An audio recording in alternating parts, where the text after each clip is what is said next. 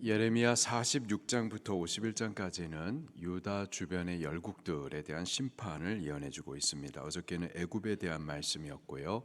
47장 말씀은 블레셋에 대한 말씀입니다. 1절 말씀을 같이 봉독합니다. 시작. 바로가 가사를 치기 전에 블레셋 사람에 대하여 선지자 예레미야에게 임한 여호와의 말씀이니라. 블레셋은 유다 나라, 이스라엘 나라 바로 왼쪽에 붙어 있는 해양 도시 국가입니다. 이 블레셋의 히브리식 발음이 팔레시트, 여기에서 팔레스틴이라는 단어가 유래가 되었죠. 나라가 붙어 있기 때문에 서로 간에 상처도 많고 갈등도 많고 또 전쟁도 많았었고, 특별히 이 블레셋 민족은 하나님의 백성 유다를 많이 괴롭게 했었던 민족이었습니다. 삼손이 사사시대 사사가 돼가지고 이스라엘 백성들을 구원하는데, 그때 이스라엘을 괴롭게 했었던 민족이 바로 블레셋이었었죠. 또 사무엘이 어렸었을 때에 이 아벡에서 전투가 있었었고, 그 전투에서 이스라엘이 많이 이렇게 기울어져 있었을 그때에 엘리의 두 아들 제사장들이 언약궤를 메고 나갔다가 저들은 죽고 언약궤는 뺏기게 되죠. 그때 싸웠었던, 언약궤를 빼앗아 갔었던 민족이 바로 블레셋이었습니다. 또 사울이 왕이 되었었을 때에 사울과 전쟁을 치렀었는데 가드 출신의 한 거인 장수 블레셋이 등장을 해가지고 또 이스라엘 하나님의 군대를 또 두렵게 했었죠. 그 가드, 바로 블레셋의 한 도시였었습니다. 이렇게 블레셋은 이스라엘 백성과 접경 국가로서 이스라엘을 때마다 괴롭게 했었던 그러한 하나님의 백성을 대적하는 대표적인 민족이 바로 블레셋이었습니다. 그들은 또 아모스 1장 6절 말씀에 보니까는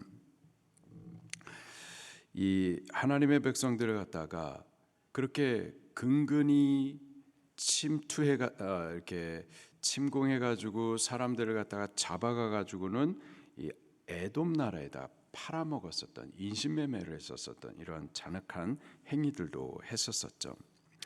때문에 오늘 본문에서는 이 블레셋에 대한 심판의 원인에 대해서 말씀해주고 계시지는 않지만은 아모스 말씀도 그렇고 또 에스겔 말씀도 마찬가지고 여기 예레미야 말씀 또 이사야 말씀도 마찬가지고 이 블레셋에 대한 심판의 말씀을 계속해서 말씀을 하십니다. 계속해서 말씀하시면서 저들은 하나님의 백성, 구약의 교회였었던 이스라엘을 괴롭게 했었던 마귀를 대표하는 그러한 민족입니다. 그 민족에 대한 심판을 하나님께서 예언하세요. 2절과 3절 말씀입니다. 시작. 여호와께서 이와 같이 말씀하시되 보라, 물이 북쪽에서 일어나 물결치는 시내를 이루어 그 땅과 그 중에 있는 모든 것과 그 성읍과 거기에 사는 자들을 휩쓸리니 사람들이 부르짖으며 그 땅 모든 주민이 울부짖으리라. 군마의 말급 소리와 달리는 병거 바퀴가 진동하는 소리 때문에 아버지의 손맥이 풀려서 자기의 자녀를 돌보지 못하리니. 북쪽에서부터 물결치는 시내, 바로 바벨론을 말하는 겁니다.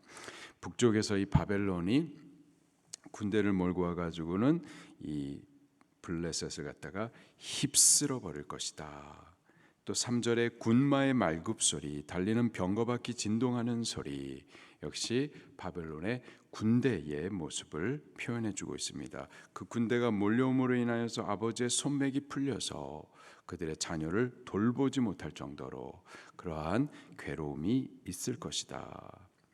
실제로 이 블레셋이라고 하는 나라가 기원전 721년도 북왕국 이스라엘이 아수르 나라에서 멸망을 받습니다. 바로 그때 이 블레셋이라는 나라도 함께 멸망을 받게 돼요. 나라는 멸망했지만은 민족은 간간히 계속해서 유지해 있다가 아수르 나라가 세력을 빼앗기게 될 때 다시 또 부활하게 됩니다. 그러다가 오늘 1절 말씀해 보니까 바로가 가사를 치기 전에 바로 느고가 이 갈그미스 전쟁을 위하여서 북진할 때에 무기토에서 요시야 왕과 전쟁을 가지고 요시야 사망하게 되어지고 그 다음에 여기 가사를 친 적이 있었습니다. 그리고 나서 이렇게 열국에 이렇게 계속해서 매를 맞는데 결정적으로 나라가 완전하게 멸망하고 민족이 역사 가운데서 완전히 사라지게 된 때에는 이 바벨론의 604년도 침공 때 이후였습니다. 와가지고 침공하고 이 민족을 갖다 그 땅에서부터 이주를 시켜버립니다. 땅에서부터 이주하면서 그 민족이 역사 가운데서 완전히 사라져버리게 되죠. 이러한 전쟁의 심판 가운데에서 저들이 구원을 위하여서 사람들에게 도움을 청해요. 그러나 도움을 받지 못하죠. 4절 말씀입니다. 시작. 이는 블레셋 사람을 유린하시며 두로와 시돈에 남아있는 바 도와줄 자를 다 끊어버리시는 날이 올 것임이라. 여호와께서 갑돌 섬에 남아있는 블레셋 사람을 유린하시리라. 아멘. 두로와 시돈도 이스라엘 북쪽에 접경해 있는 해양 도시 국가로 여기도 무역을 하던 나라였었고요. 블레셋과 동맹을 맺었었던 나라였었습니다. 무역을 하면서 물질이 있었었고 물질과 함께 힘이 있었던 나라가 두로와 시돈이었습니다. 이 심판의 때에 바벨론으로부터 공격을 받을 때에 동맹국이었었던 두로와 시돈이 날 좀 도와주겠지? 근데요, 여호와 하나님께서 그 도와줄 자를 끊어버리신다 말씀을 하세요. 또 갑돌 섬, 여기 갑돌은 신약 시대에는 그레데 섬을 말하는데 이 블레셋 민족이 그레데 섬에서부터 이주했다라는 말이 있어요. 여기 갑돌 섬에서 또 도와줄 자들을 찾지만은 그때에도 도움을 받지 못합니다. 왜냐?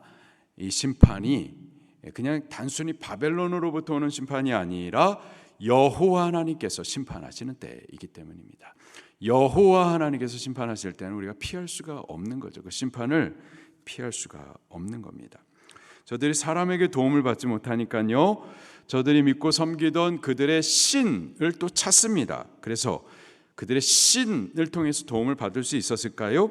받을 수가 없죠. 5절 말씀입니다. 시작.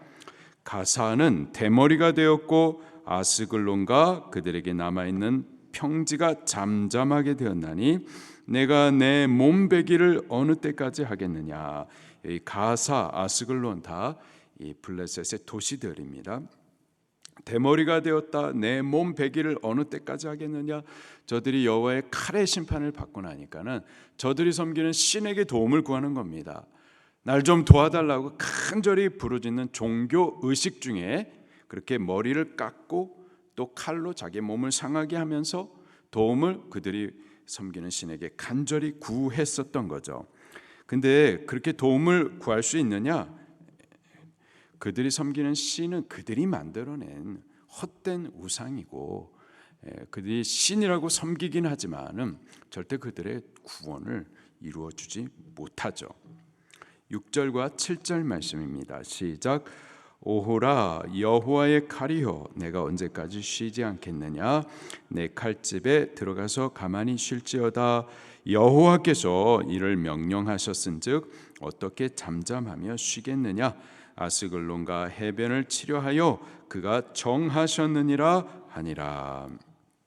여호와의 칼, 여호와 하나님께서는 인애와 자비가 풍성하고 또 오래 참으시죠. 죄인들의 죄를 심판하기를 기뻐하지 않으십니다. 그래서 오래 참으세요. 회개하기를 오래 기다리세요. 그러나 일단 심판을 시작하면은요, 그 칼이 멈추진 않습니다. 한 번 심판을 시작하면은 아무도 막을 수가 없는 거죠. 여기 블레셋은 선지자들을 통해서 여러 차례 계속해서 심판이 예언된 민족입니다. 이스라엘 접경 국가로서 때마다 이스라엘 곧 하나님의 나라를 괴롭게 했었던 마귀를 상징하는 나라죠. 괴롭게 합니다. 그러나 결국은 하나님의 심판을 받게 되는 거죠. 지금도 블레셋과 같이 이스라엘 곧 하나님의 백성을 괴롭게 하는 이들이 있습니다.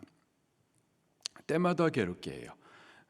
역사 가운데 늘 붙어가지고 괴롭게 합니다. 그러나 하나님의 때, 심판하는 때가 반드시고 그때에는 피할 수 없는 심판을 맞이하게 될 겁니다.